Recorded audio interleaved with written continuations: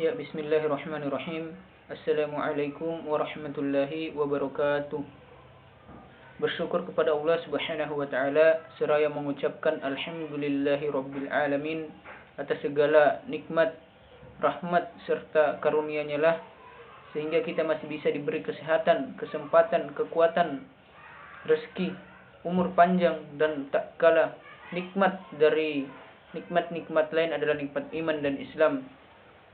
Salawat serta salam tak lupa juga kita curahkan kepada Nabi besar kita, Baginda Allah Muhammad Rasulullah sallallahu alaihi wasallam beserta para keluarganya, sahabat-sahabatnya yang senantiasa melindungi serta mengikuti beliau di jalan dakwah untuk kemudian menegakkan agama Islam.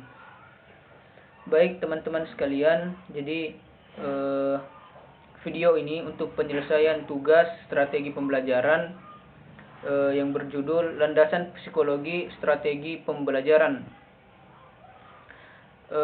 Jadi di sini sudah ada PowerPoint saya yang sudah saya buat. Nah, di sini ada psikologi tingkah laku behaviorism. Slavin pada tahun 1994, Eliot dan kawan-kawan pada tahun 2000, Engen dan Kauchak pada tahun 1997 dan Sanjaya 2006 mengemukakan teori belajar menurut aliran psikologi tingkah laku. Dari berbagai aliran yang ada, yang sempat dikemukakan adalah teori belajar koneksionisme dengan tokohnya Thorndike, teori belajar classical conditioning dengan tokohnya Pavlov, teori belajar operan conditioning dengan tokohnya Skinner, dan teori belajar sosial dengan tokohnya Bandura. Tentunya mereka mempunyai pandangan yang berbeda-beda dari tiap tokoh aliran teori belajar tersebut dan implikasinya dalam pembelajaran. Teori belajar koneksionisme pada tahun 1913,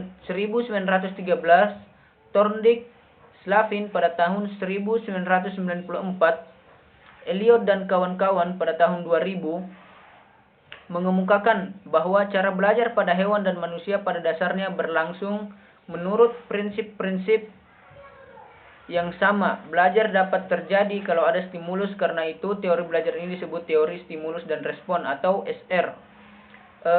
Slavin dan kawan-kawan pada tahun 1994 dan Eliot dan kawan-kawan pada tahun 2000, dalam teori belajar koneksionisme dikemukakan hukum-hukum sebagai berikut. Yang pertama ada namanya hukum kesiapan. Hukum kesiapan ini hubungan antara stimulus dan respon mudah terbentuk kalau ada kesiapan pada diri seseorang. Siswa akan mudah mempelajari perkalian apabila terlebih dahulu ia telah menguasai atau mengetahui penjumlahan. Nah, begitu juga seterusnya. Anak usia 1 tahun akan mudah belajar berjalan kalau otot-otot kakinya telah kuat untuk menahan berat badannya. Jadi dengan demikian kita mengambil kesimpulan bahwa keberhasilan belajar seseorang itu sangat dipengaruhi siap atau tidak siapnya seseorang itu. Nah, kemudian ada namanya hukum latihan. Hukum latihan ini menyatakan bahwa antara stimulus dan respon akan menjadi lebih kuat karena adanya latihan. Hubungan antara stimulus dan respon itu menjadi lemah karena kurangnya latihan. Karena latihan itu tidak diteruskan, bahkan dihentikan. Implikasi hukum ini adalah makin sering suatu pelajaran diulang, maka pelajaran ini akan semakin dikuasai. Nah, begitu juga sebaliknya. Kalau pelajaran itu tidak pernah diulang-ulang, maka pelajaran yang sebelumnya itu akan terlupakan. Jadi itu perlunya latihan atau merefresh kembali pelajaran-pelajaran sebelumnya agar tidak mudah dilupakan. Kemudian ada namanya hukum akibat. Hukum akibat ini menyatakan bahwa suatu tindakan yang diikuti oleh akibat yang menyenangkan akan cenderung berulang-ulang. Sebaliknya, kalau tindakan itu diikuti oleh akibat yang tidak menyenangkan, maka tindakan itu cenderung kurang diulangi lagi. Implikasi dari hukum ini adalah apabila pengharapan agar siswa mau mengulangi respon yang sama, maka siswa itu harus diusahakan agar mereka senang. Misalnya dengan cara memberi hadiah ataupun pujian. Sebaliknya, apabila kita menghendaki agar siswa tidak mengulangi respon yang tidak baik, maka ia harus diberi sesuatu yang tidak menyenangkan, misalkan sebuah hukuman dan lain sebagainya. Kemudian yang keempat, transfer latihan. Menurut Thorndike, apa yang pernah dipelajari anak sekarang harus dapat digunakan untuk hal-hal di masa yang akan datang. Implikasinya bagi pembelajaran adalah bahwa apa yang kemudian dipelajari seorang siswa di sekolah harus berguna atau dapat digunakan untuk kehidupan sehari-harinya. Nah, yang kedua, teori belajar classical conditioning. Sanjaya pada tahun 2006 mengatakan bahwa untuk membentuk tingkah laku tertentu itu harus dilakukan secara berulang-ulang dengan melakukan pengkondisian tertentu. Pengkondisian itu dilakukan melalui pemberian pancingan dengan sesuatu yang dapat menimbulkan tingkah laku tertentu. Sebagai contoh, anak yang tidak mau sekolah kalau tidak diantar ibunya. Akhirnya anak itu mau ke sekolah karena berkali-kali diantar oleh ibunya. Dan pada suatu saat, walaupun ibunya tidak mengantar anak itu, maka anak itu mau juga ke sekolah. Lalu kemudian yang ketiga, teori belajar operan conditioning. Skinner dan Slavin pada tahun 1994, seperti halnya Thorndike, memusatkan pada hubungan antara tingkah laku dan konsekuensinya. Misalkan jika tingkah laku seseorang diikuti oleh konsekuensi yang menyenangkan, maka orang itu akan mengulangi tingkah laku itu sesering mungkin. Penggunaan konsekuensi yang menyenangkan atau ganjaran yang tidak menyenangkan atau hukuman untuk mengubah tingkah laku dinamakan operan conditioning. Jadi konsekuensi digunakan untuk mengontrol terjadinya tingkah laku. Konsekuensi adalah kondisi yang mengikuti tingkah laku dan mempengaruhi frekuensi tingkah laku yang akan datang. Nah, kemudian ada prinsip-prinsip pengubahan tingkah laku dari operan conditioning. Skinner, Slavin pada tahun 1994, Engen dan Kauchak pada tahun 1997 mengatakan bahwa perubahan tingkah laku tergantung pada konsekuensinya yang segera. Konsekuensi yang menyenangkan menguatkan tingkah laku, sedangkan konsekuensi yang tidak menyenangkan melemahkan tingkah laku itu. Sebagai contoh, jika siswa senang membaca buku, mereka akan terus membaca buku dan sering membaca buku. Sebaliknya, jika ia menemui cerita yang membosankan atau tidak bisa dipahami atau tidak bisa memusatkan perhatiannya, ia akan membaca kurang sering dan akan memilih kegiatan dan akan mengganti kegiatan membaca itu dengan kegiatan yang lain. Konsekuensi yang menyenangkan biasanya dinamakan penguatan, sedangkan konsekuensi yang tidak menyenangkan disebut sebagai hukuman. Nah, di sini ada penguatan. Penguatan didefinisikan sebagai segala konsekuensi yang memperkuat, yaitu meningkatkan frekuensi tingkah laku. Jenis-jenis penguatan yang dikemukakan Slavin pada tahun 1994 dan Engen dan Kauchak pada tahun 1997 meliputi penguatan utama dan penguatan sekunder.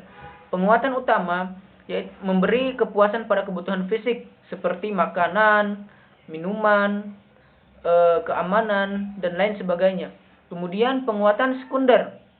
Penguatan sekunder adalah penguatan yang dikehendaki nilai dengan mengasosiasikan kepada penguatan utama atau penguatan sekunder yang mapan lainnya. Misalkan uang tak punya nilai pada anak kecil sampai anak itu belajar bahwa uang itu bisa digunakan untuk membeli sesuatu yang sifatnya utama atau yang sifatnya sekunder. Nah, kemudian penguatan positif dan negatif. Penguatan yang paling sering dilakukan di sekitar kita adalah barang yang diberikan pada siswa. Ini dinamakan penguatan positif karena dapat memperkuat tingkah laku yang meliputi hadiah, angka, bintang, dan lain sebagainya. Namun, cara lain untuk menguatkan tingkah laku adalah menghilangkan konsekuensi tingkah laku yang tidak menyenangkan atau menjauhkan sesuatu yang tidak menyenangkan yang akan terjadi. Nah, kemudian yang kedua, hukuman. Hukuman menurut Skinner, Engen dan Kauchak pada tahun 1997 adalah konsekuensi yang menghasilkan berkurangnya tingkah laku. Hukuman ditujukan untuk mengurangi tingkah laku dengan menjatuhkan konsekuensi yang tidak diinginkan. Hukuman meliputi 3 bentuk, yaitu hukuman presentasi,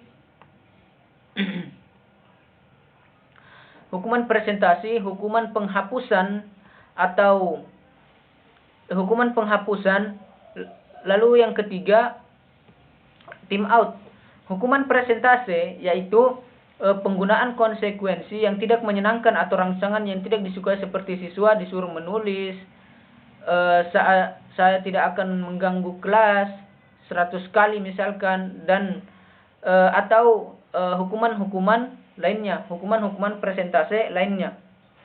Nah, kemudian hukuman penghapusan yaitu hukuman penghapusan penguatan. Sebagai contoh, siswa dihukum dengan tidak boleh istirahat, berdiri di depan kelas, atau dihilangkan hak-haknya, atau tidak bisa masuk ke mata pelajarannya, atau lain sebagainya. Kemudian time out.